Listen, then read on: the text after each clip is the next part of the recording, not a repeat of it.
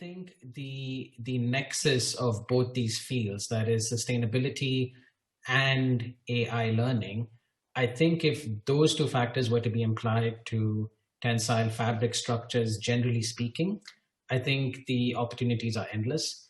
I think Al Bahar Tower is a very good example of that kind of nexus meeting with both of them. I think fabrics or tensile structures or tensile facades definitely make a case for themselves. We have been able to make roofs and walls out of fabric for a long time. So I think it just needs to be, as Mercedes rightly said, as Mr. Allen rightly pointed out. It can become a norm very soon, because I think, Mr. Majid, you yourself have worked on the Al Bahar Tower, and it really is a very good example of how effective this solution can be for this particular geography. If you see the amount of summer months that we have here, and similarly in other parts of the world. You're absolutely right. If people take into account how much heat gain you're reducing by applying shading, right? How much glare you're reducing, and how well you can optimize the admission of natural diffuse light, which means you don't have to use as many blinds on the inside, and therefore you don't have to use artificial lighting. Once you calculate that, you can easily then offset the capital cost required in order to implement or to apply. In terms of materials, new materials development in the field of tensile fabric, I think the biggest. Well, let's just say lightweight solutions. Lightweight solutions. So there is a lot about each material, how it can improve, rather than we're not seeing new composite or new fabrics. So we have the PVC, the PTFE, the ETFE, but we're not seeing new formulas in that raw material and that combination. But we are seeing, and you mentioned earlier about advancement and how you can enhance the existing one. How can you add coating? How can you add, particularly more recently, fire retardant, to trying to improve that surface sprays on the materials. So it's just taking those original compositions that probably there are 20, 30, 40 years, and then how they can enhance to trying to increase the performance of each of them. And coming to the fabrication in installation, and that is a key element for any tensile structure, because if you are not able to achieve the required pretension of the fabric, it's a complete mess. You will not be able to achieve the desired solution at all. So for that one, review of all the subcontractors document, contractors documentation, and precision of installation.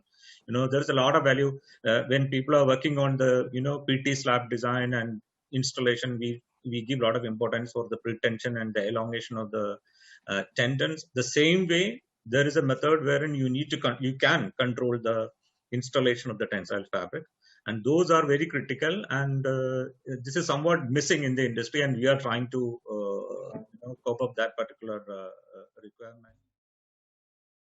So hello, namaste, and good evening to everyone. This is Shefali, Bisht, Associate Editor, WFM Media, and host for today's session. So the Ramadan month is going on, so happy Ramadan to all our speakers and the people who are watching us. Today we are here for a discussion on tensile fabric facade. So before starting the discussion, let me brief you about the WFM community and introduce us eminent speakers. So what WFM community is?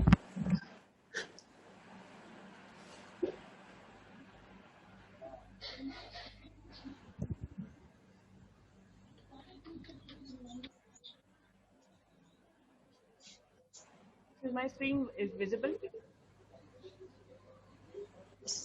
Yes. Okay.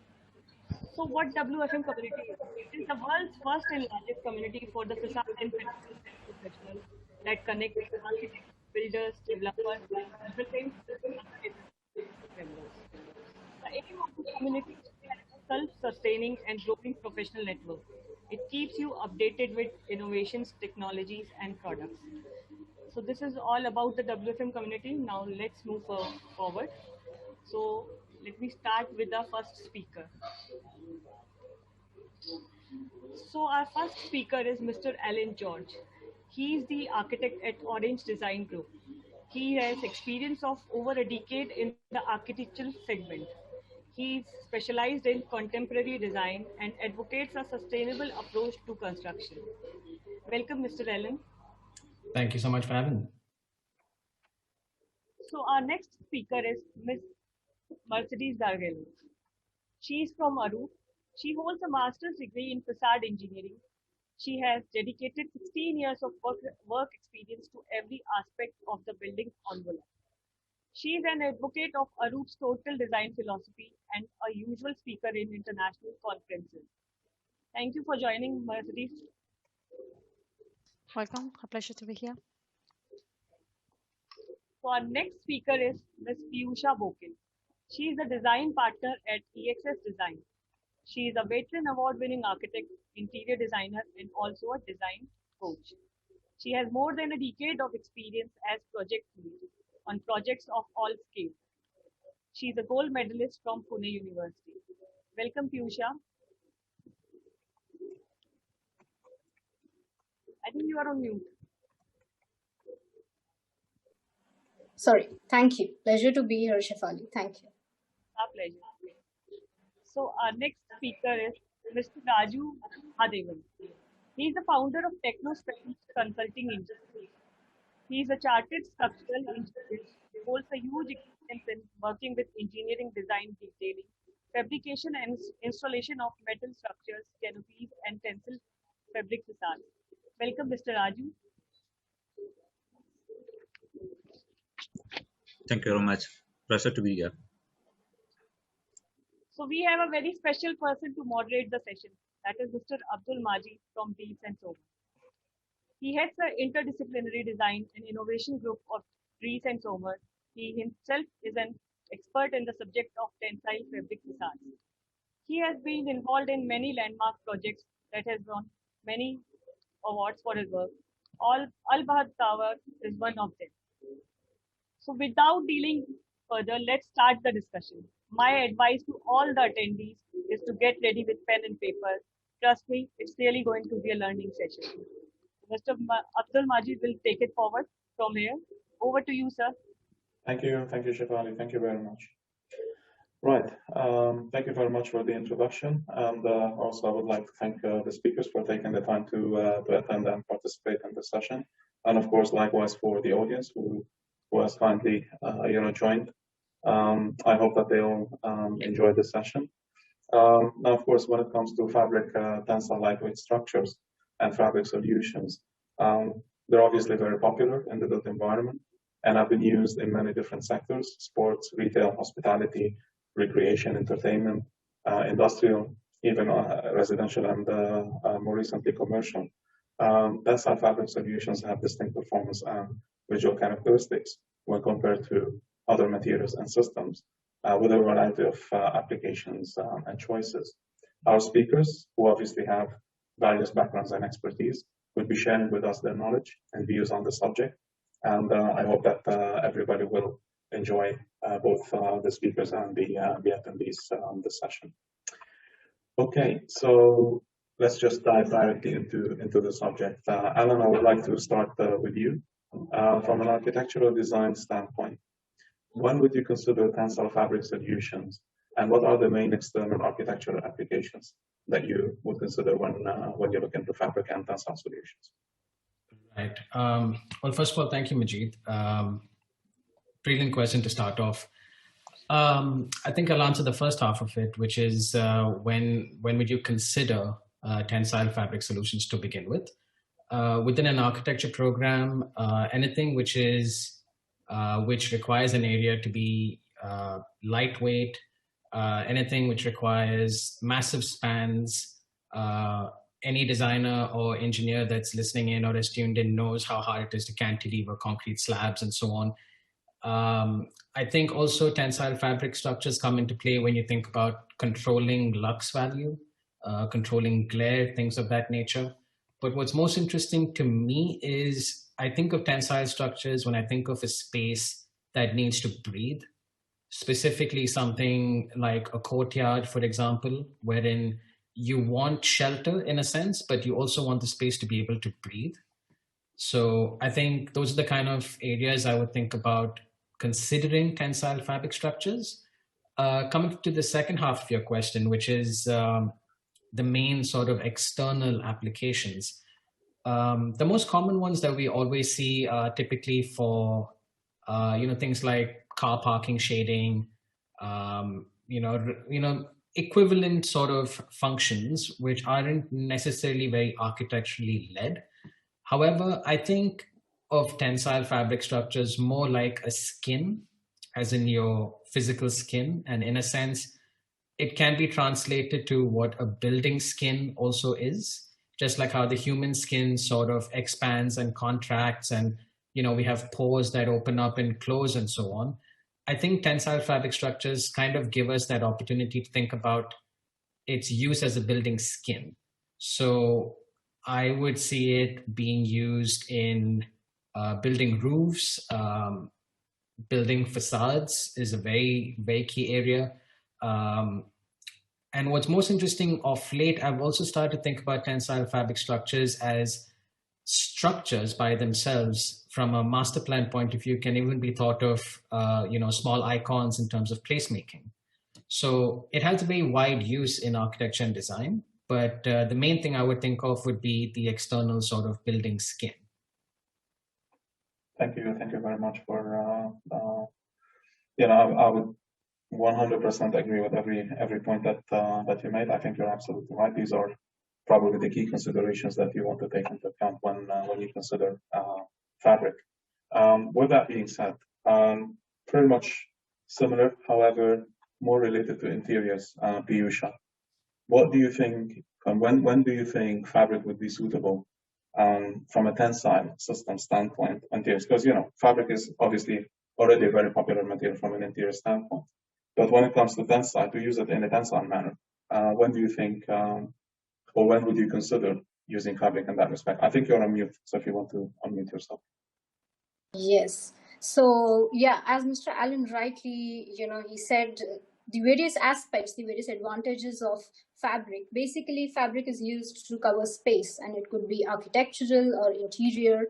The applications remain very similar. So I would like to share a slide.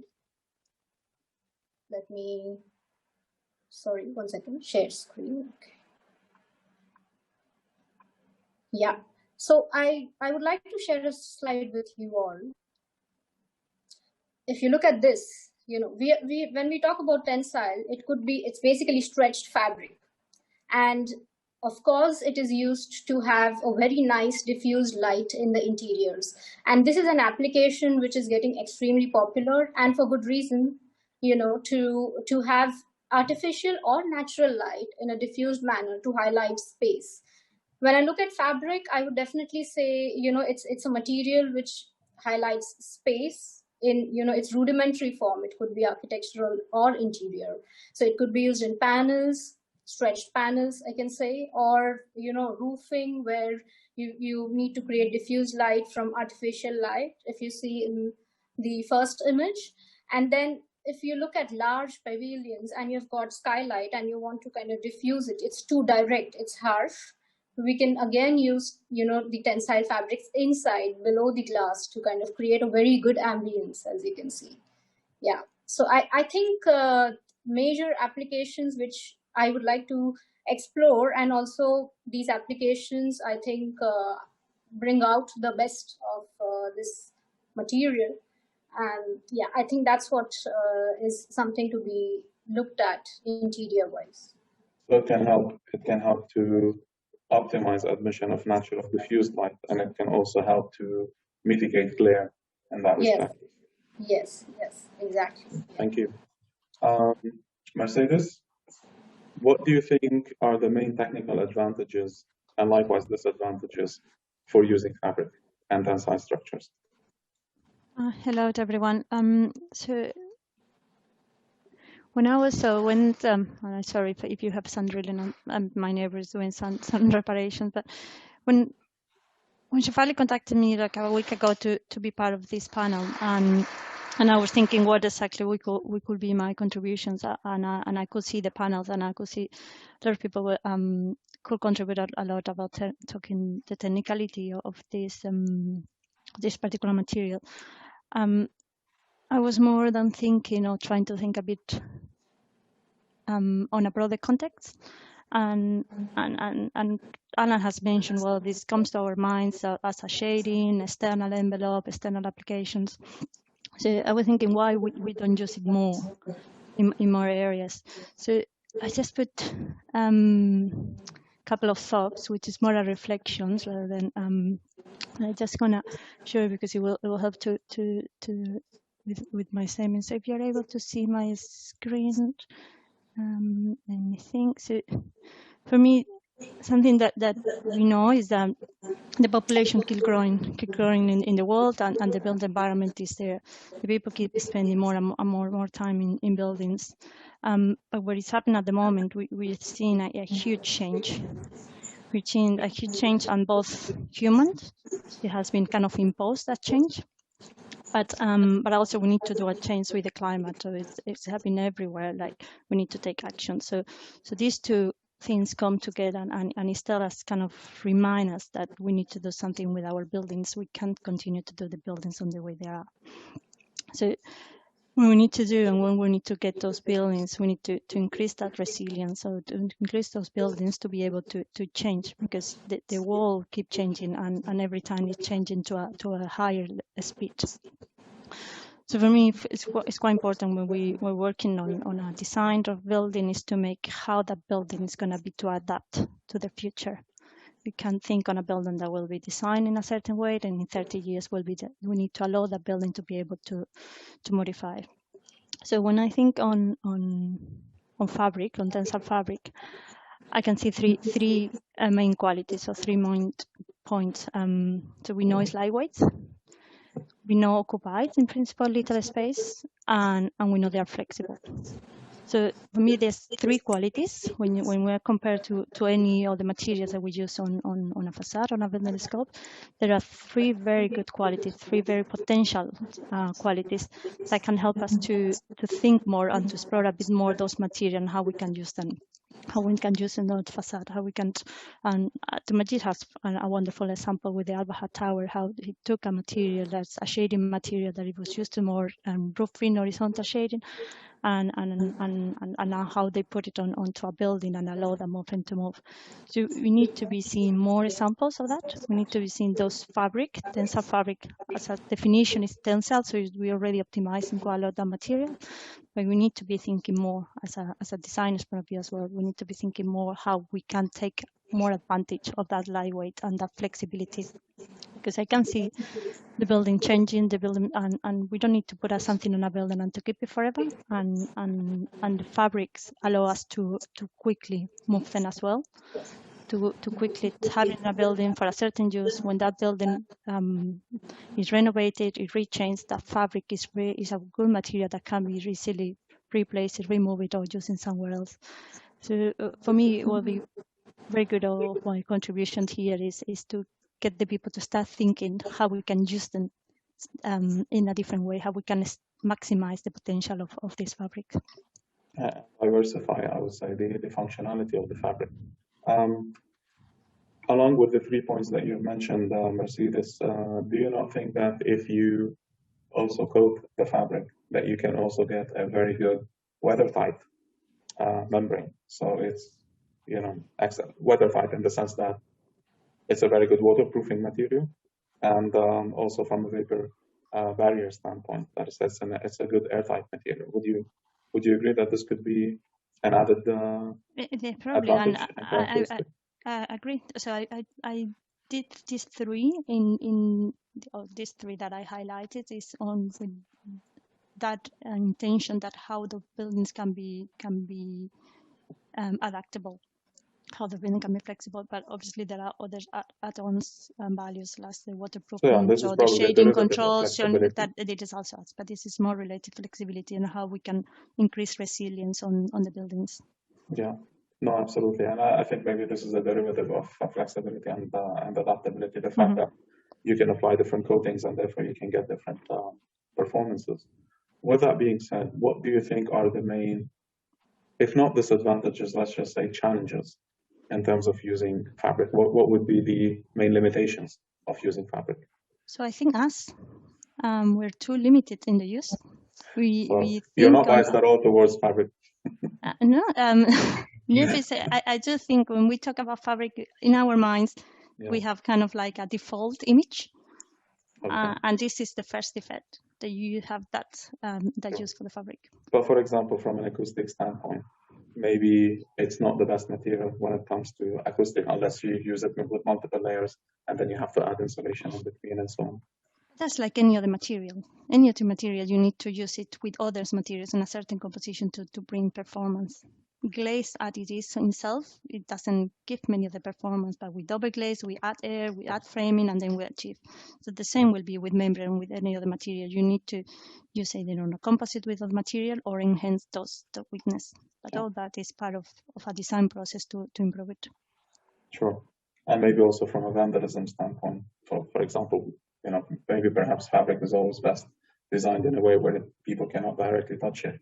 If it's maybe exposed to the external public, maybe inside, it can be fine because you're not expecting people to necessarily misbehave inside the building, but that could be the case outside the building. I guess you're linked to people. You're linked to people. Exactly. No, I agree. But sometimes the material is indeed victim to the people. But as our job as consultants, designers, engineers, contractors, we have to also help to protect things against people as much as we all agree. Yes, we are the key limitation as you right. We're the key challenge, as you rightly mentioned.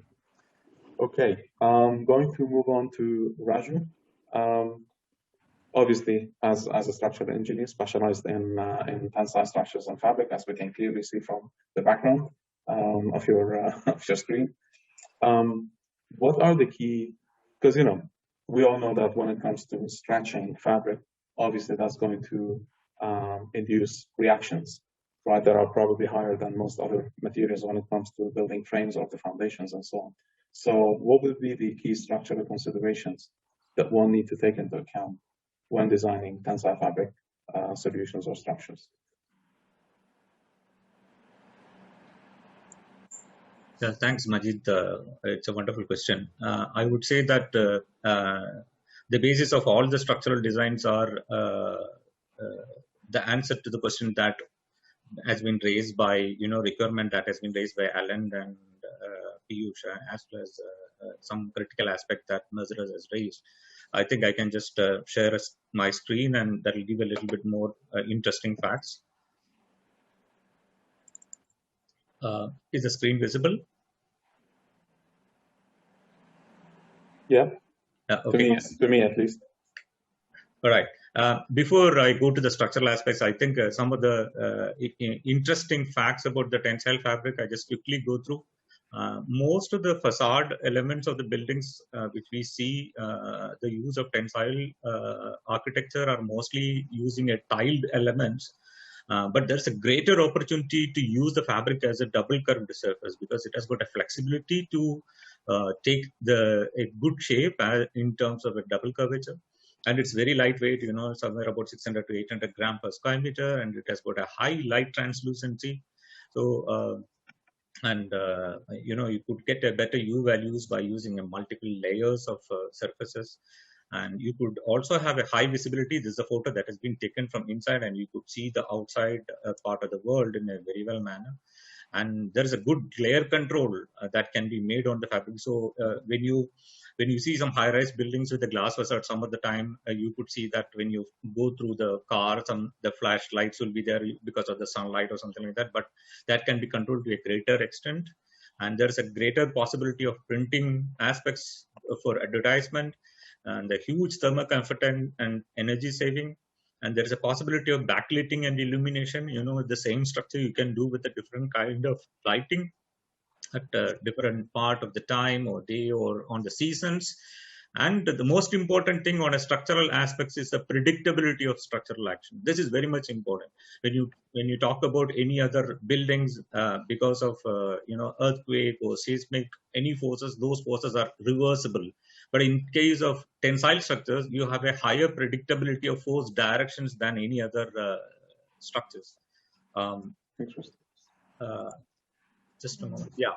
So basically, the structural considerations, whether you wanted to do it on a new construction or a innovative construction, And the purpose of the area to be used to cover the tensile, whether you wanted to use a facade or for roofing or for shading, then based on that, you need to have a detailed review of the architectural concept and the load carrying system and the load receiving system. So I give a lot of importance on the architectural concept, whether it is meant to have some specific shape or a specific area to be covered or a column-free spaces. These are very much important for us to work out a structural system. When you say load carrying system is basically a framing system or a cables or even fabric itself to act as a framing system.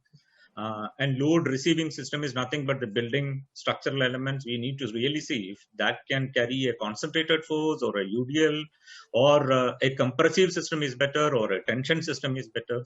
So it's basically a detailed discussion that need to be carried out with the architecture and structural consultant. And the shape of the fabric, whether you wanted to have a monoslope or double curved, whether you wanted to have an anti-clastic or synclastic, whether it is an open canopy or a closed building structure. And again, coming to the load carrying element of structural framing, cables and fabric itself, in many cases, we definitely has a greater possibility to use the fabric itself as a structural element.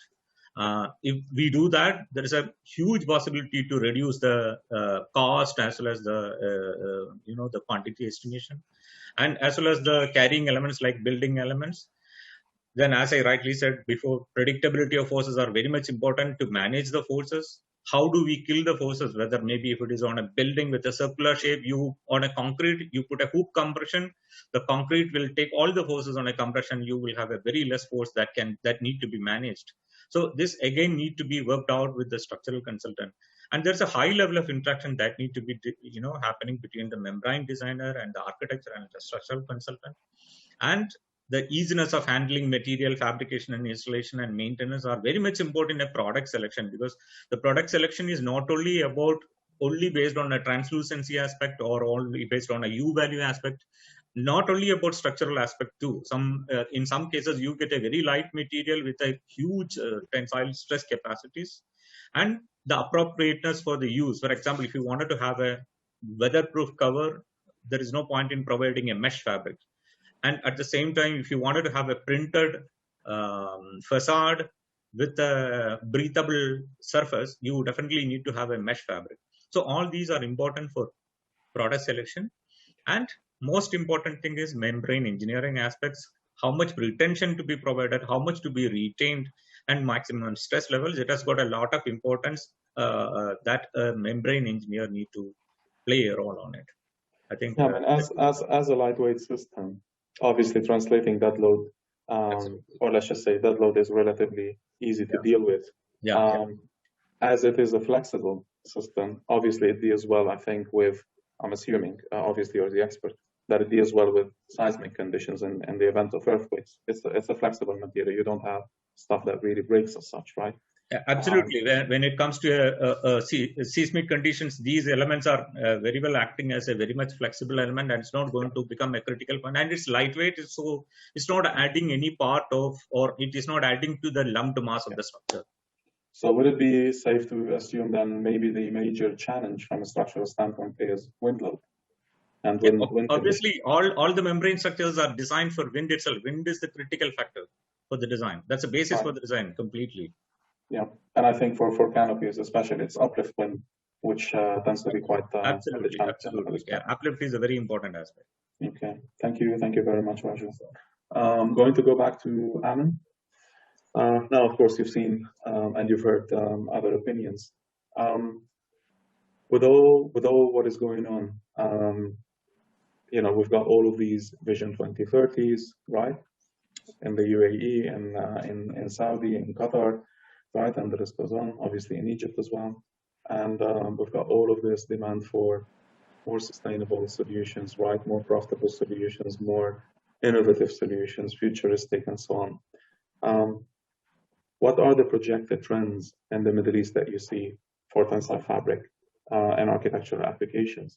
And what would you personally like to see happening in that respect in the future? I think you hit the nail on the head, Majid. I think with regard to this region, Dubai specifically, I think the vision that all the designers are following are quite clear. There is a big push for sustainability, for sure. I think that in order to answer this question, you have to look at the other sectors as well, which are sort of progressing. One which is of particular interest to me is artificial intelligence, programming, coding. I think the nexus of both these fields, that is sustainability and AI learning, I think if those two factors were to be applied to tensile fabric structures, generally speaking, I think the opportunities are endless. I think Al-Bahar Tower is a very good example of that kind of nexus meeting with both of them. I think at the moment, the standard is to have very static sort of tensile fabric structures. And I think if we were to explore the fact that they actually can start becoming dynamic, I think the realm of possibility becomes a lot more. So I think the trend would be that people would definitely want to do more of it. And I think Mercedes kind of explained it very nicely that the problem is actually people. It's us. It's us as designers, as designers who can't necessarily prove our case, clients who don't necessarily see the vision that we're trying to put forward. But I think the minute this technology of tensile fabric structures with sustainability, with AI, as soon as the scale of economy hits it and it becomes a lot more affordable just because there are more people doing it, it'll become more and more kind of the norm. It would be strange to see a building without it at one point. So I think we're definitely going towards it, but I think we need to sort of, as designers, look outside of just design and see what else can be brought in order to make it better. I think you've paved the way quite nicely for the next question for Piyusha, and that is related to feasibility. Actually, this question obviously applies to everybody. So we'll probably, let's just say, allow for others to contribute to that as they answer other questions, because feasibility at the end of the day, when we talk about human limitations, right, and our limitations as human beings, I think the first thing that always comes to mind is, well, how much is it going to cost? Because when we sit down as consultants, as engineers, as contractors, we explain all the amazing benefits to clients. At the end of the day, with many clients, unfortunately, it all comes down to figures and the digits. So with that being said, as feasibility is obviously a main challenge, especially when dealing with clients, under which scenarios do you see tensile fabric solutions making a case for themselves, Piyusha? To answer this question, actually, we should start thinking about, when was fabric actually introduced as a building material? Because it is not a new material. It actually helped us cover spaces from a very, very fundamental unit. If you go to a forest, you build a tent. It's nothing but it's a tensile characteristic. Yeah, we have been using this in war zones. We have been using this in natural reserves where the resources are less in terms of people or in terms of transportation, and that itself shows its usability in terms of ability to cover space in a large amount of space in a very, very less effort. The ability to stretch itself in spite of not having very, very skilled labor, because people have been doing tents for themselves for a long time. So I think when you look at these things, I think fabrics or tensile structures or tensile facades definitely make a case for themselves. We have been able to make roofs and walls out of fabric for a long time. So I think it just needs to be, as Mercedes rightly said, as Mr. Allen rightly pointed out, it can become a norm very soon, because I think, Mr. Majid, you yourself have worked on the Al-Bahar Tower, and it really is a very good example of how effective this solution can be for this particular geography. If you see the amount of summer months that we have here, and similarly in other parts of the world. So I think tensile facades and fabrics, they definitely make a case for themselves. Yeah. I mean, I think I can add maybe one point in the sense that when when dealing with contractors, because obviously contractors will ultimately decide the final price that the client has to pay. It's always about how much you can replicate, right? Certain components, and it's always challenging to use fabric on small, let's just say, iconic features, because there isn't much to replicate, right? It tends to be very bespoke on a small area. Yeah. This and is if where it the is cost small, tends I to think go it high. tends to be more expensive as well. The Exactly. cost to square feet ratio is very, very, high. Well, in the case of the Bahar Towers, obviously, there's thousands and thousands of the same components, which made it a little bit more economic. It's not cheap, but it made it more economic when you compare it to other materials. But thank you for that, Yusha. If I could just jump in here to kind Please. of maybe give a little more food for thought. We're still considering tensile fabric structures in the sense of it's a building and it covers a space and so on. But if you think about sort of the new master plan that got released, the 2040 master plan for Dubai, for example, for those who are not aware, there's a commitment to make 60% of the land green, make it more walkable and so on. There's a big potential use for shaded walkways or shaded structures outside of the actual building, as in structures by themselves as well. So that may be another area that we want to maybe consider as well. Well, I'm glad you brought the subject of shading up. I wish I had prepared some slides in that respect. What happened is I was walking by Old Mesa, where there's the Dubai Metro viaduct running, and it's quite interesting that it goes across a few roads, right, and it goes over a few landscaped areas. And if you see the trace of people walking, right, they are tracing the shade that the viaduct actually, cast on the road and the landscape and so on. So people are no longer looking at the obstacles in front of them. It doesn't matter if there's a bush or if there's a little, fence, right, or things that they have to go up and down. They are trailing the shade, because when it's hot and it's sunny, right, this is the key element. This is the key driving factor. So with that being said, you're absolutely right. I mean, to me, it is, I don't know, it's a dilemma for me that designers have not yet, and developers especially, I would say, have not yet come to realize the importance of shading. All of these open spaces that you see, all of these, gardens and parks, right? And when you go to City Walk, for example, right, you've got these beautiful, retails, and then you look on the outside, there's the structure, but it's missing a key element, which is the actual shading membrane or fabric, or whatever. So that could have extended the use, right, of those spaces, of those external spaces, for at least a few months, right? Maybe as a minimum a few weeks, if that was taken into account. And it could have been taken into account for the fact that the structure was there. But then value engineering kicks in, and you want to reduce the capital cost, you remove that. But then, there's a huge loss from an operational standpoint. Yeah, go ahead, please, Piyusha. Yeah, these are the first elements to go, the shading devices, because developers always think they can be put in later. But I actually have, probably later I'll share some slides where, it shouldn't be looked at as a standalone thing, because if you do not integrate it with architecture, it is never going to be a part and parcel of, a general trend.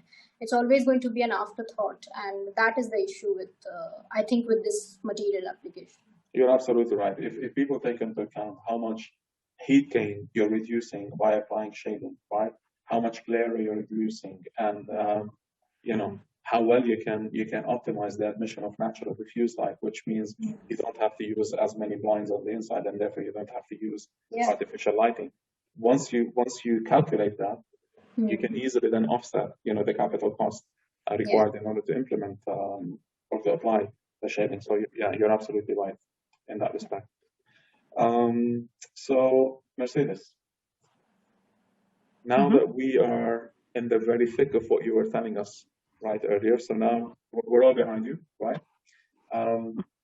What can you tell us about new materials and advancements in the tensile fabric systems? how do you develop, for example, bespoke solutions? Because there's a lot of existing products out there, but architecture and interiors is a very, very wide, vast and creative, field.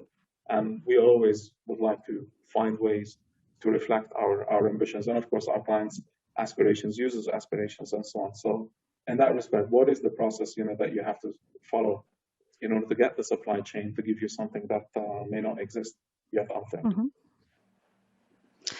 Okay, so in terms of materials, new materials development in the field of tensile fabric, I think the biggest. Well, I should say lightweight solutions. Lightweight solutions. So there is a lot about each material, how it can improve, rather than we're not seeing new composite or new fabrics. So we have the PVC, the PTFE, the ETFE, but we're not seeing new formulas in that raw material and that combination.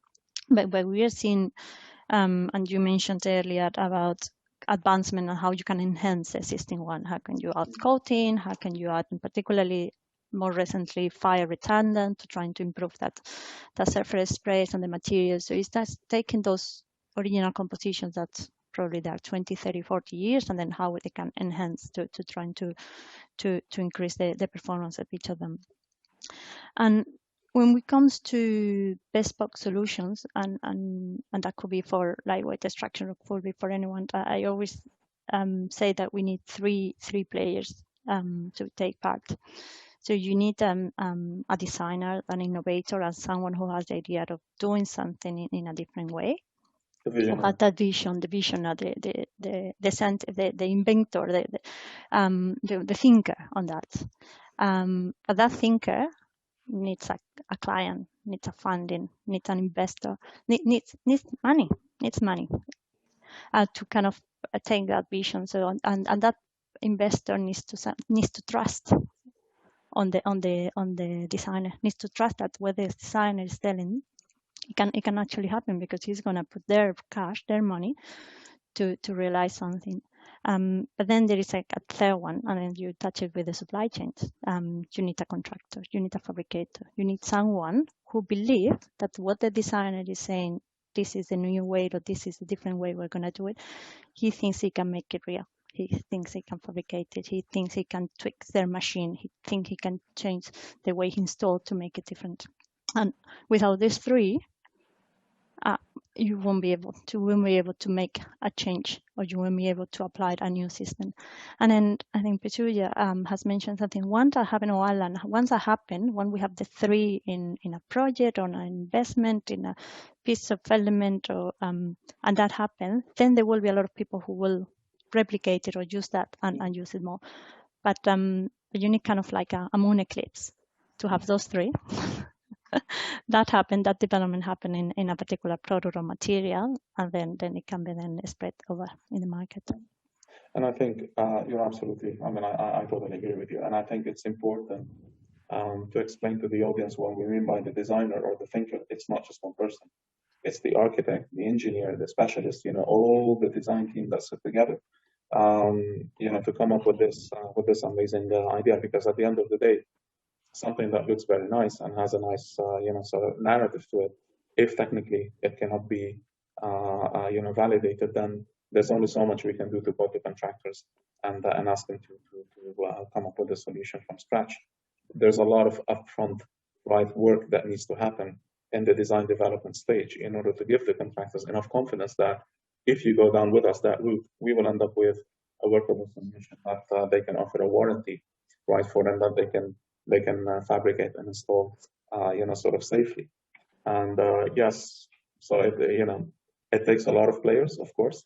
It takes a bold client, I would say, but also a client that can trust, as you said, his, their team in that respect. And I think that's always one of the key changes that, it's one of the key game changers, I would say, in my experience. I mean, I've obviously I've been involved in many challenging projects, as you all have been, and it always comes down to trust. When things become very tight and challenges, sort of mount, it always comes down to trust. If the client trusts you, you will be able to find the confidence, you will be able to find a way to go through. If the client doesn't trust you, it's one obstacle after another, and no matter how brilliant the team is, will not be able to, to make the solution see the light. Okay, so well, that paves the landscape quite well for the next question for you, Raju, and that is, what are the key challenges that you face during construction stage with contractors, fabrication, during fabrication, installation, and so on? Because obviously, as a structural engineer, there's a lot that you have to review, there's a lot that you have to validate, there's a lot that you have to inspect, and so on. The current trend of tensile fabric structures is, I would say, a little bit disappointing. The reason is that most of the projects are going as design and build. It's not coming as there is a consultant who is handling a job as a complete detailed engineering, authenticate the design, take the responsibility of the design, provide a professional indemnity insurance, and make sure that he is taking the responsibility of it, so that as rightly said by Ms. Mercedes, that the client can trust on the designer. But the current fact, the current trend is that most of the design are going as a design and build. So it's more of trusting the fabricators rather than the designer. So there is a huge amount of gap, I would say. There is a huge gap between the conceptualization and the actual fabrication. And who is going to authenticate it? So that part has a huge missing element in this particular industry. And wherein we have been working hard to fit into that particular industry to cope up with the requirements of the industry as well as the client. So what we have found is that there is a missing part of the specifications on every project, which strictly ensuring that the design intent is taken care in fabrication and installation. So if you look at it, the present, most of the projects, the tensile fabric requirements are coming with a very small level of or lines of specification about material requirement or something like that, wherein we make it in a little bit larger and broader sense, where requirements of testing requirements and inspection requirements and third-party requirements, and what is the requirement for fabric fabrication, biaxial testing requirement of the fabric, and installation methods, and how do we verify it. So all these things are to be put in place. Fire resistance, durability, discoloration. So those product selection aspects are also being widely getting manipulated when there is no one there on the to fill in that particular gap to even authenticate the selection of the product. So if we say that, okay, we need a class A fabric, so there are humpty number of products are available in the market. They can come with a certification saying that it is class A fabric. So how do we validate it? Someone who can really sit and review the testing documents and to understand and take a decision. Okay, this is right and this is wrong. So that is very much important. And coming to the fabrication in installation, and that is a key element for any tensile structure, because if you are not able to achieve the required pretension of the fabric, it's a complete mess. You will not be able to achieve the desired solution at all. So for that one, review of all the subcontractors' contractors' documentation, and precision of installation. There's a lot of value when people are working on the, PT slab design and installation. We give a lot of importance for the pretension and the elongation of the tendons. The same way, there is a method wherein you can control the installation of the tensile fabric.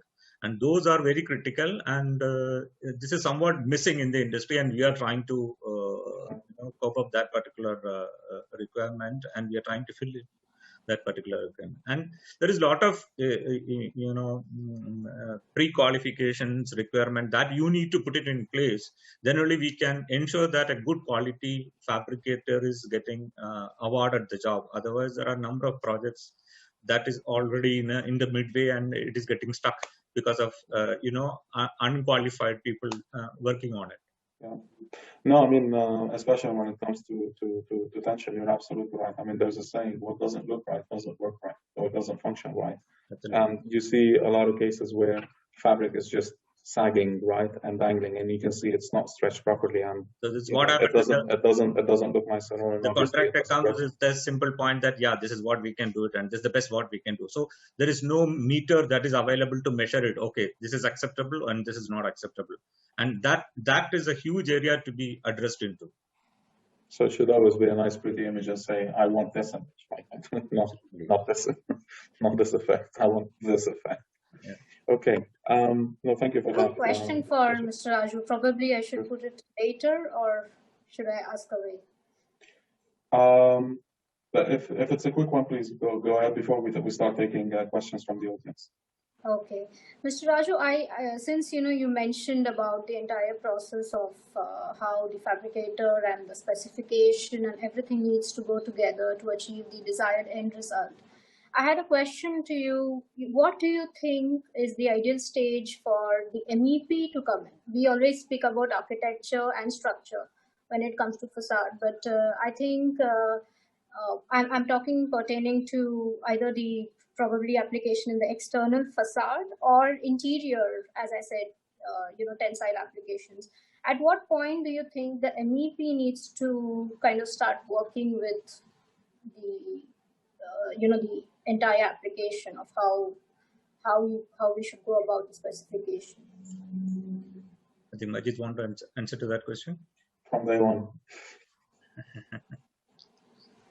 I believe for tensile, as far as the tensile structure is concerned, the MEP's role is basically to address into the chiller requirements of the enclosed area, taking the use or using the values of the U values and how we can improve it, or to address the heating and cooling requirements of the structure. This is what I would say. Yeah, I mean, Piyush, as you said at the beginning, you don't want this to be looked upon as a feature, as a standalone feature. So, yes. I would say the structural engineer, architect, interiors, MEP, everybody who gets affected by whatever is added onto the building would need to be engaged from day one so that they become part owners of the solution. And they don't see it as just an add-on that suddenly came in. They have to change their design or they have to accommodate it. If it's there from the get-go, right, then it maximizes ownership, and then it has deeper roots into the building. And therefore, if you want to remove it, and believe me, on the Bahar Towers, many people try to remove that shading screen, be it to save money or to reduce risk or whatever. Yeah, but it's because it was rooted into the function of the building. It wasn't that easy to remove it. Yeah, go ahead, please. I just want to add one important point in terms of the facade application of the fabric. Most of the facade application using the fabric are being used as a secondary element, outside the main facade or as a roofing system. There is a huge opportunity wherein you can use fabric as a windbreaker. Most of the glasses which is being used of the facade, you have got a wind pressure of somewhere about 2.5 or 3 kilonewton per meter square, wherein it is becoming a very critical aspect for deciding the thickness of the glass as well as the whole weight that is getting added to the lumped mass of the structure. Yeah. So the moment you act as, use the fabric as a windbreaker system, because it can even provide a visual, a visibility to outside. If you plan it, then what happens? The wind is getting reduced considerably.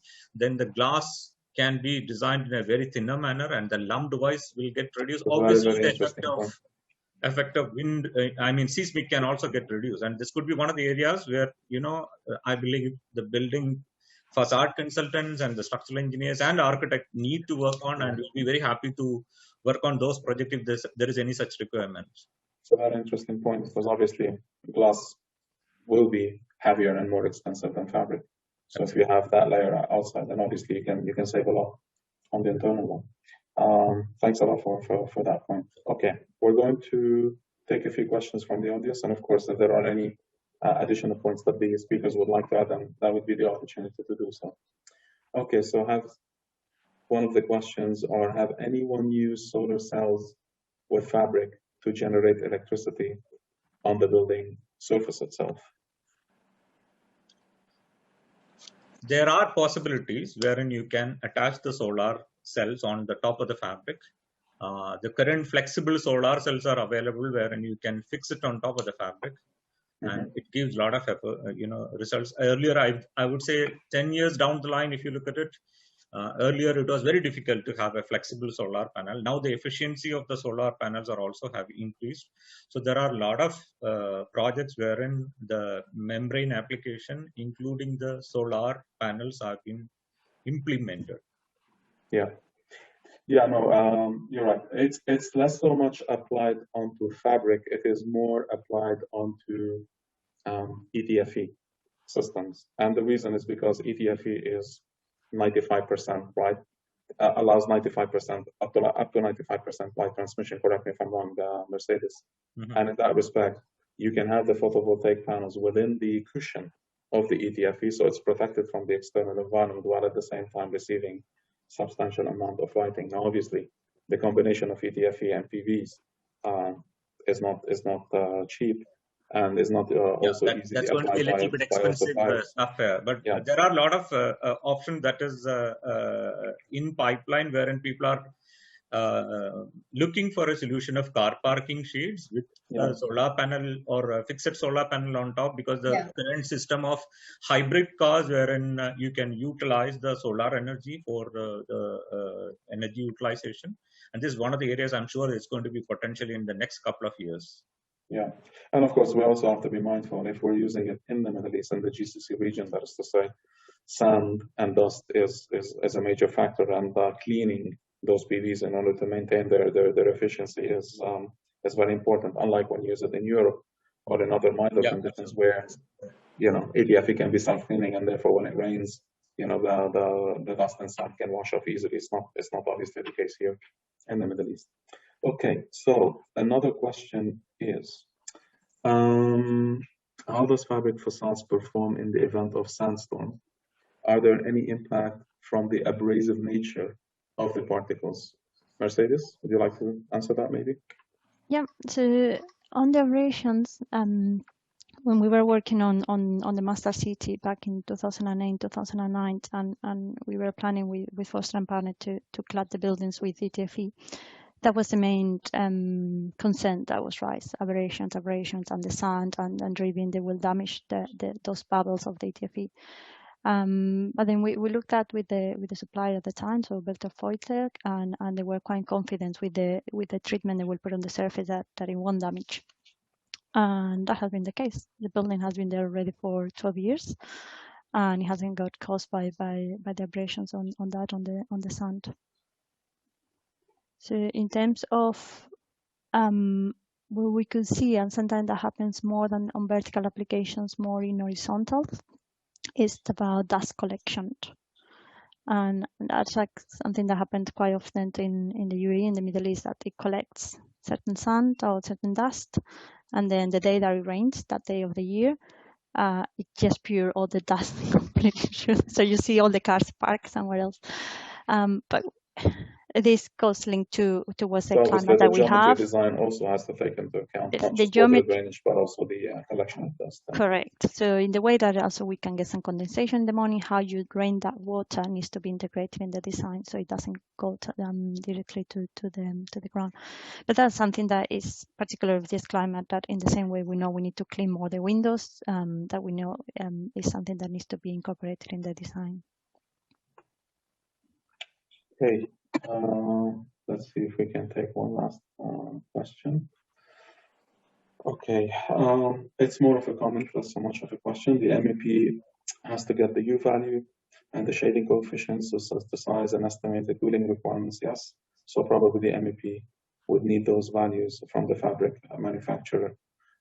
That is correct, but also, as we were talking about, if there is a certain design criteria, that the design team can come up with, then they can also offer certain targets for the fabricator to go and try to achieve. And of course, there's going to be an ongoing cyclic process before a balanced solution is achieved. Okay, I think we have reached the end of the session. I would like to thank all the speakers for your input and your expertise. I mean, as much as I thought I knew about fabric, obviously I've learned a lot more today, and there are further things to take into account.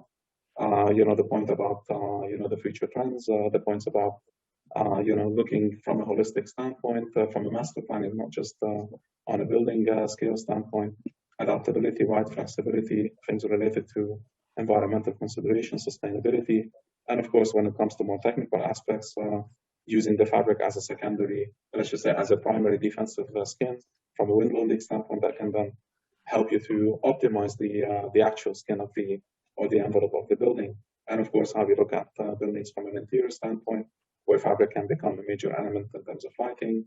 And last but not least, and it's one thing that maybe we haven't touched upon very much, and that is the aesthetic aspect of fabric. I mean, fabric has a very distinct and unique, aesthetics and looks to it, and which can be very, very appealing, I would say, to a lot of people. The smoothness, the extent of the spaces that you can cover without having any structural members, any covers, and I would say it probably looks as organic and as naturally fit, right, with the surrounding as it gets anywhere in the world, I would say, when you compare it to other materials, because of the the fabric nature of it, the more organic like nature of it.